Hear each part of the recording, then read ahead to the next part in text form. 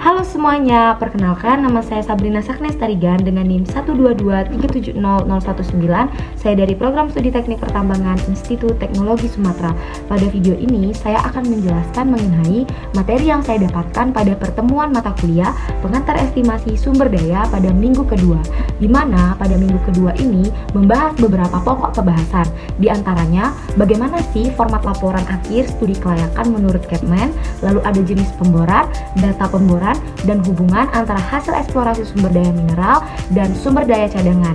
Langsung saja, menurut Kepmen sendiri, format laporan akhir studi kelayakan estimasi sumber daya dan cadangan terdiri dari beberapa bagian, yaitu yang pertama ada metode, di mana pada bagian ini merupakan pendekatan dan teknik yang digunakan untuk memperkirakan seberapa jumlah, kualitas, dan distribusi material berharga. Lalu di sini juga ada bagian yang membahas tentang parameter estimasi sumber daya, yang di dalamnya menjelaskan dan membahas mengenai berbagai parameter yang digunakan untuk memberikan prediksi yang tepat dan akurat tentang jumlah dan kualitas material yang berharga yang terdapat di dalam suatu deposit pertambangan, seperti data geologi, data pengeboran, model geologi, dan lain sebagainya. Ada juga pemodelan. Nah, pada bagian ini menjelaskan bagaimana pemodelan estimasi sumber daya pertambangan yang merepresentasikan secara 3 dimensi dari suatu deposit mineral di bawah permukaan berdasarkan data geologi,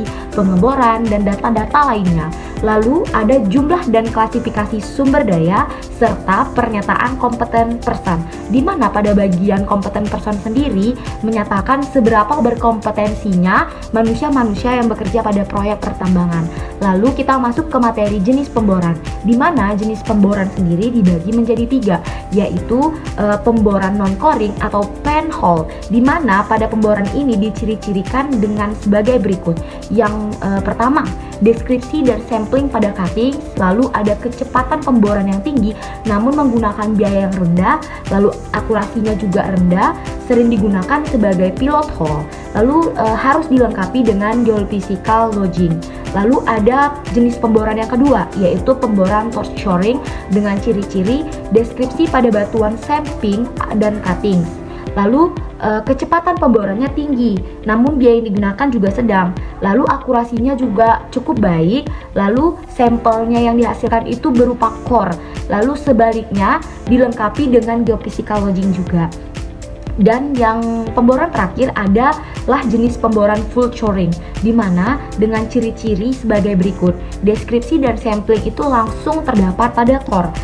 Lalu kecepatan pemborannya juga rendah, namun biaya yang digunakan sangat tinggi sehingga sangat tidak fleksibel. Lalu akan lebih lengkap jika dibandingkan dengan geophysical logging.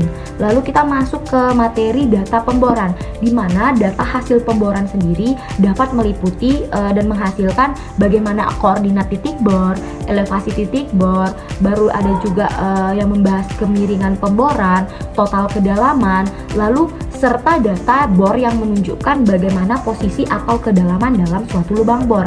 Lalu di sini juga ada yang namanya materi terakhir, yaitu materi yang membahas tentang hubungan hasil eksplorasi sumber daya mineral dan cadangan mineral, di mana hal pertama yang kita lakukan dalam proses ini adalah mengeksplorasi. Dari eksplorasi ini akan didapatkan sumber daya mineral maupun cadangan. Nah, sumber daya mineral dibagi menjadi 3, yaitu reka, di mana jenis sumber daya ini memiliki tingkat keyakinan yang sangat rendah.